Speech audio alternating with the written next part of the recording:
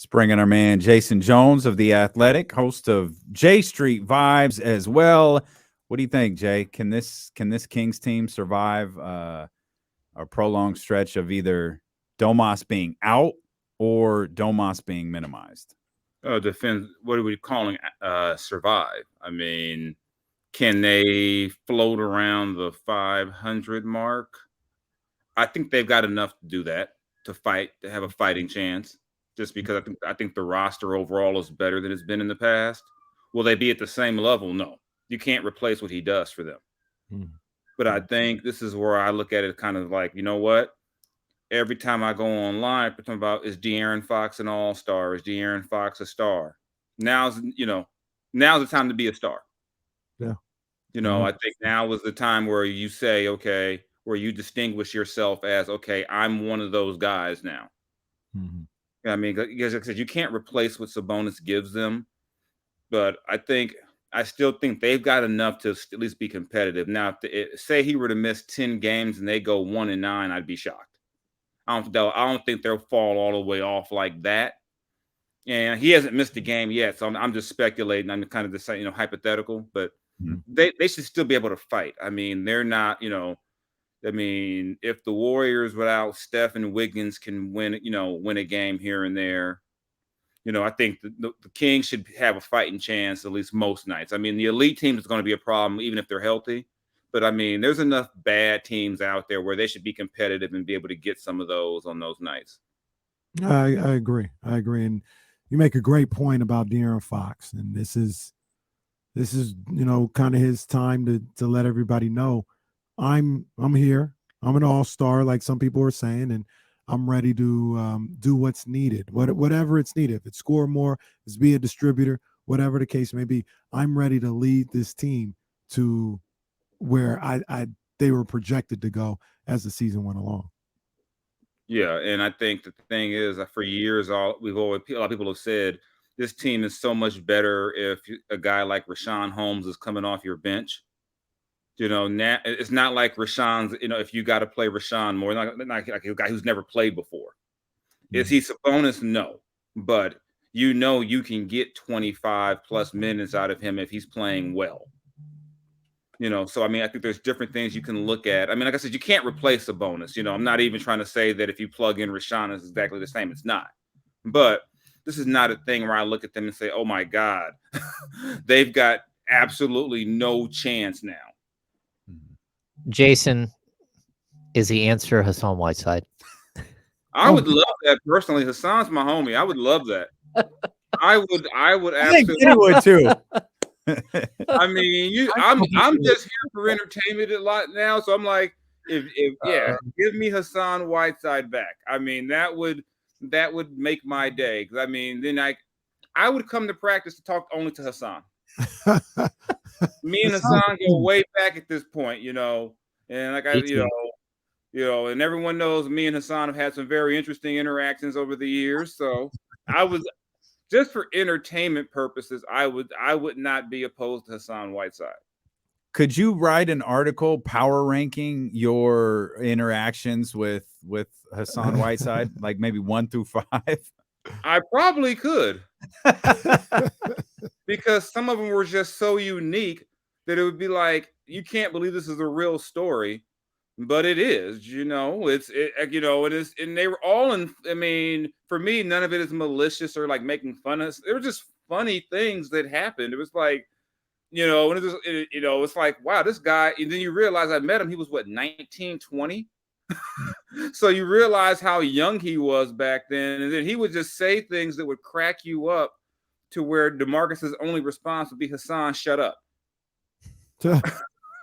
Because it would just be it would be like so clever and witty that you'd almost stop and go, wow, he said that to you. And you hear, shut up, Hassan. Yeah, a lot of fun times. Yeah, so let's get a hashtag Hassan to sack. Let's just get that going. Oh, jeez. Let's not get that going. Hassan or DeMarcus? Which one? Which one would you sign right now? I'd sign DeMarcus right now. Yeah. In terms of, if you're talking about what you're trying to replace. Yeah. DeMarcus makes You know sense. what someone told That's a me guy who can naturally pass. that right I there. didn't. You know what someone told me I didn't know. Dwight can't get out of his contract.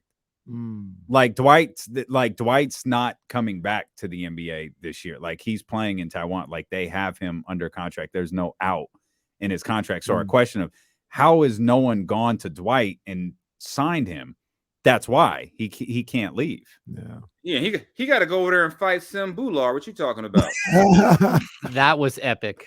That was incredible. He's got to, he's over there helping, scuffling with Sim Bular. Probably, I blame Rock Nation for that as well. By the way, Oh, jeez, Rock Nation. Rock Nation Blame told for everything right now. I blame Rock Nation for everything right now. Just so you know, that's why I was running late. Rock Nation had me held up. I heard that. Yeah, Jay-Z, do better. Yeah, Jay-Z, do better.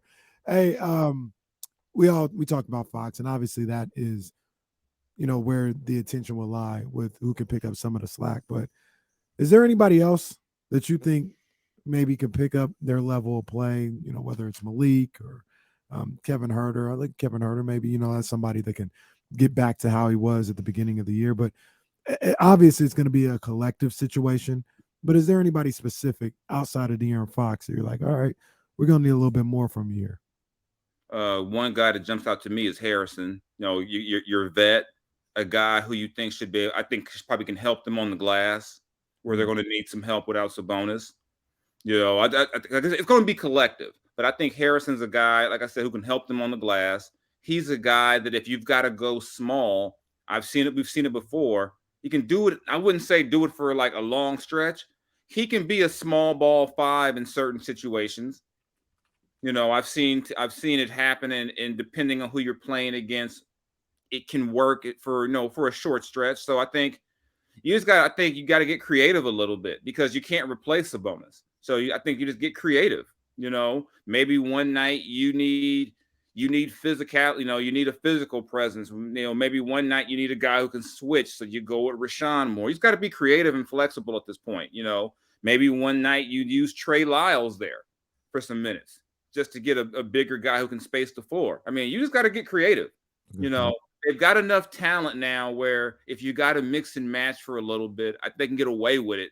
So I guess, I said Harrison, but really this has got to be, like you said, all hands on deck. If Sabonis has to, because my thing with this situation is that if this were the 1980s or even the 90s, the first play he touches the ball, someone would smack his hand if he does get on the court just to make sure his hand is healed. Right. And the thing is with something like this, if he is playing, if he needs to sit down and say, hey, this is just too much, it shouldn't be. You don't want to, in game 30-something, make him feel like he's got to play through this, no matter what. So all hands on deck. There's probably guys sitting on that bench saying, I need more of a chance. Now's your chance. Generally in the NBA, that chance comes back to everyone at some point. Whether it be Mezzi, whether it be Keita, whether it be Rashawn, whether you go to everyone's going to get a chance now. So take the chance and make the most of it. It's also worth pointing out he might not miss a game. Right. He hasn't been ruled out tonight. We're all talking. All right. Yeah. We done put the earlier. Yeah. We done put him on a t-shirt already. We're bringing Boogie and Domas back, and Gangstaline's playing in the background, and the dude might be in the starting lineup tonight. He might go out there and get 30 and 20 tonight and be like, I'm fine. Yeah. This is all hypothetical at this point. So, we're just, like I said, the thing is, I think they're built a little bit better to withstand it if he does need to sit out some time, or if you got to scale his minutes back. Even though the backup Sabonis minutes have been scary this year, you still have to, at some point somebody got to step up, or you got to go get some help. Even if Sabonis was healthy, there was going to be that question about the backup 5, and do you need to get some more help with him? So, hey, we'll see. Like I said, like you said, he could play 35 minutes tonight, and then we're over here just writing him off, and he's over there like, I feel okay. It's DeMarcus Cousins time, Hammer. Well, I just don't think that they'll ever pull the trigger on that. But, like he could help them. He could help them all over the place at this point, even if it's just in short bursts. Like they do need to address the position one way or another, just because you don't have the depth that you can withstand anything long term from Sabonis, but you also you're still struggling on a nightly basis. You need someone that can fill some of the void there, that can protect the rim and do everything else that Sabonis does, and he's such a rare breed that there's nothing you can do when he's off the court. Like your team has to play the game a completely different way. It's just totally different. Yeah. Hey, Jason, how do you think where do you think I should say this Kings team is overall? We talked about it earlier. A couple of deflating losses last week. The loss to Charlotte, then the loss to Washington. A lot of people are, oh man, here we go again. And you couple that with the Domantas Sabonis injury. A lot of people are apprehensive right now. Where do you see this team? I think they're fine. I haven't changed how I feel about them. I feel the same way I did 2 weeks ago. I think they're fine. I think they're a good team. I think they're part of like 4 teams that are going to fight for positioning between 5 and 8. I think that's where they're at. Do you feel any different about this team right now? I think they're in that spot, but I'm still going to be old man on the lawn again. When you continue to allow teams to shoot 50%, you're going to have games like the Wizards game. You're going to have some losses like that just because you cannot continue to allow teams to shoot 50 from the field, 40 from 3. Just can't. Because no matter how many points you can score, you're giving up 125. That's not going to work every night. So I think they're still in that same range. But for me, that's always going to be the concern, is that whenever I'm going through and seeing another team shooting 50, 51%, that's just not a good thing. I mean, there's no way around it. You're going to have games like the Wizards game, because teams are going to come in, even if they have a bad record, a guy like a Kyle Kuzma, or they're going to have a guy like that, or a Bradley, or whoever it is. It could be the Rockets with a Jalen Green or someone like that. A guy's going to get hot and make it a long night for you. So I mean, to me, that's my main concern with them. But I still think they're a top 8 team in the West. I mean, because even look at the landscape, the Lakers don't have AD, the Warriors don't have Steph. I still think something's missing in Phoenix. I'm still not certain what's going on with Dallas all the way around. I mean, there's like I said, Minnesota is whatever it is. So I mean, I think they're still in a good spot overall. And like I said, when I harp on defense, I'm talking about, do you want to still be in that lump of teams, kind of like you said, 5 through 8, 5 through 9, or whatever? Or are you looking to try to maybe move, keep moving up? And they may not be able to crack the top 4, but if you're looking big picture, can't let teams keep shooting 50% on you. I know all people will say, well, they do this in the final 5 minutes and this and this. There's going to be some nights where the final 5 aren't going to matter. Well, and real quick, I want to ask you this as well, James, because you weren't here for the discussion. But I talked to Damian about it earlier, and I was just like, yo, that's kind of who they are, right? Like their recipe for winning is some of the stats that we talk about every night. 27 plus assists. They need to make 12 plus threes, and they probably need to win the fast break battle. And that's how they're going to win. And as constructed, their DNA as of right now, that's who they are. I don't expect them to play much better defense than what they do right now. But when they do all that stuff, when they're hit, and for me, when they're hitting their threes, they can beat any team in the league. And the way they're constructed, they can hit 12 plus threes a lot of the times. But that, like, to me, that's kind of who they are. That's their DNA right now. And maybe it's a little too simplistic, or I'm selling them short or whatever. But Jason and James, I mean, what do you guys think about that? I think that's just who they are. They're a 3-point shooting team. They get us up and down. They like to score in the 120s, and that's how they try to beat you. Yeah, Jason, go ahead. Yeah, I think that is who they are. I think that's just what that's the way they have to play. So my whole thing is just that if I have a concern, it's just that when I see all these teams shooting 50%, because That's just my thing. It's they're not going to be a team that's going to beat you 108 to 102. That's not who they are. But I don't think it's crazy to expect over the course of the year to continue to make, to get teams down a little bit. I mean, the 50, you can't be at the bottom in those two categories consistently and not expect to have some rough nights. This is just going to happen. So, but this is how they have to play. Yeah, I would say this, like adding to that, this isn't a team that forces a ton of turnovers. So they're not like a super aggressive team that is going to get a ton of fast breaks. Like when they do score in transition, a lot of times it's just off of misses. It's off of made baskets where they just get the ball out quick. But the fact that they're number 19, number 18, 19 in defensive rating right now is such a vast improvement over anything that we've seen over the last like 10 years. I mean, Luke Walton had this team like they were number 30, but they were so far below everyone 2 years ago in defensive rating. And right now they're holding at about like the best case scenario. Like if there is some way for them to get to like number 15, I think it like people in Sacramento would throw a party. But I think what they have to be is really, really good offensively and efficient offensively, which of course is what Sabonis helps you with, is being so efficient. And then on the defensive end, just try to be manageable where they are right now. And I think that they're going to have an opportunity. I don't think that they can stay at 500 on the road. They'll finish a few games under 500 on the road. But if you can take care of business at home, which they're not doing right now, but if you can take care of business at home, you have an opportunity to be a team that finishes 5, 6, 8 games over 500. Do you think that their defense has regressed at all from the start of this season to this point? No, I think on certain nights they're better. They're better than what you Really? think. Even, like Mike Brown said it after the game the other night. He said, I don't care about steals and I don't care about blocks. I don't believe in those stats. I believe in steals because they're a true turnover, but I get what he says about blocks. Like he had the number 2 rated defense in the NBA last year with the Golden State Warriors.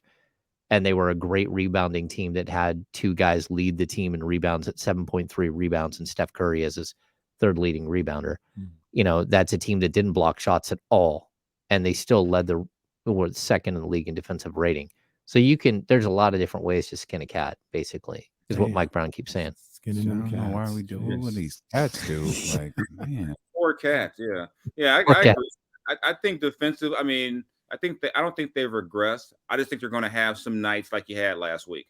But those nights are bound to pop up just because they don't force a lot of turnovers, and they don't, because I look at that game they won at Memphis. That was one of the times where they actually were getting turnovers and getting out and running and creating some offense on a night where the ball wasn't going down the way that it normally had been. So, but that's not really who they are. So I just think that I don't think they've really regressed. I think they've had probably more better nights lately than they have worse nights over the course of the year.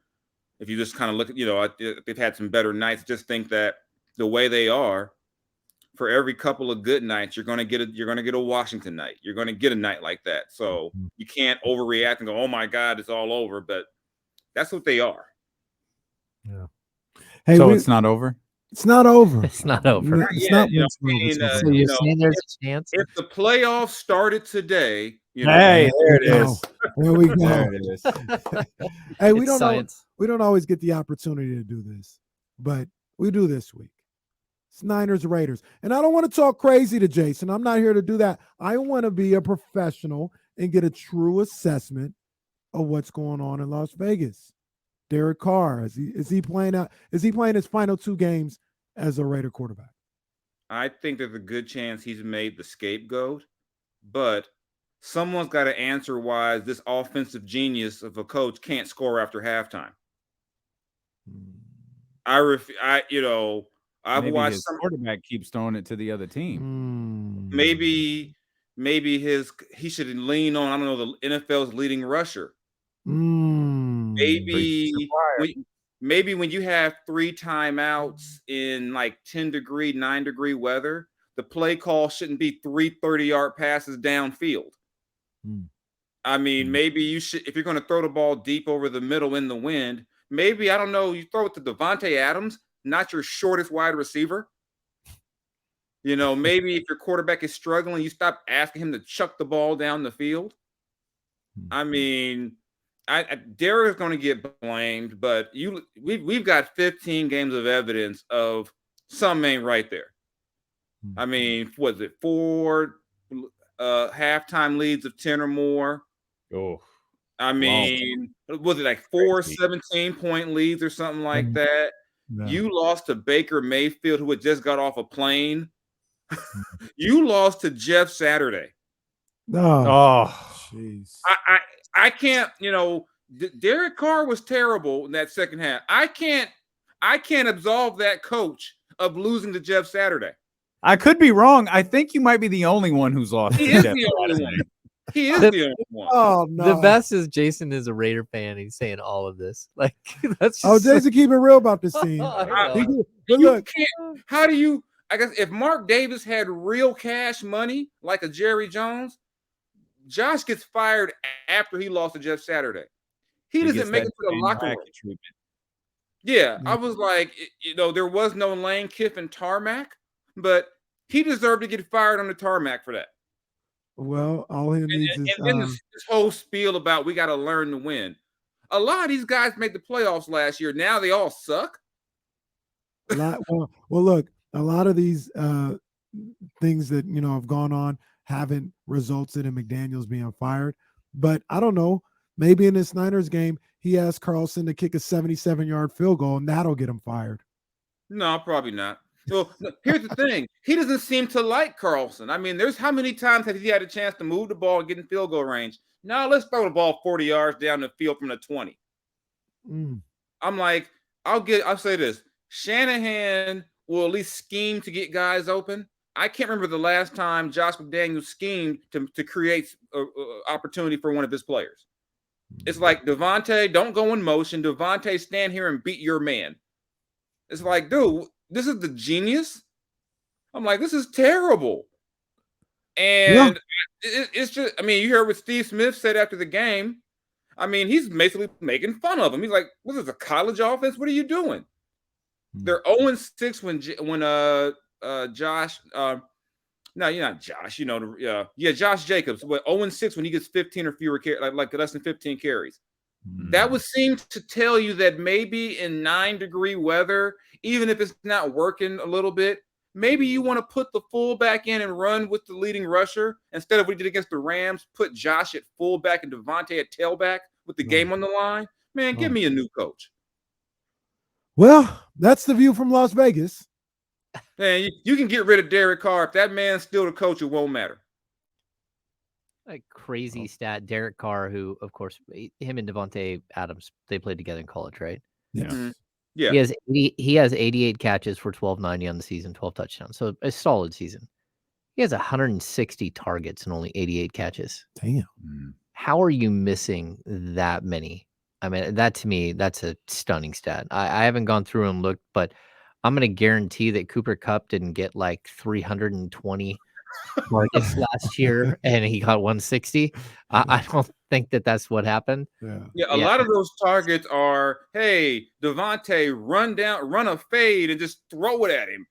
It's like, run to the street light. Go to the back of the Cadillac. I'm sitting there watching, going, and mind you, I covered the Art Shell year in 06, where that might have been the worst offense I'd ever seen. Oh. And I'm sitting there going, everyone in the room. Oh, was that Randy on the? Yeah, that was like Andrew Walter, Aaron Brooks, and Ed quarterback. And I'm sitting there going, could they be? I mean, I know there's better numbers, from Devontae and all that, but I just watch them and I just go on both sides of the ball. What are you doing? Like, even that game-winning touchdown to Pickett, I'm like, what are you in? How are you letting the guy run to the end zone untouched? As I said, thanks for ruining my mood. I had forgot about them. I'd moved on. Well, I'm not watching the game on Sunday, probably. I'm going to protect my peace. I don't need to see that. Turn your phone off. I don't need to. I don't have to. Or I just know block a coming. couple people. Look, man, the Raiders are a great organization. They're a first-class organization. Derek Carr, underrated quarterback. You know, it's going to be a tough game on Sunday. I'm just prepared for them to trade Derek, and then Josh will go get Jimmy G and bring him to Vegas and make Jimmy make Jimmy his scapegoat for everything that didn't go right. Love you, Jay. Stay away from the TV this week. I'm going to hang out with my children. Yeah, I'm going to do something productive. That's good dad. Good dad. Father of the Year award right there. Appreciate you, Jay. Thanks as always. All right, catch y'all later.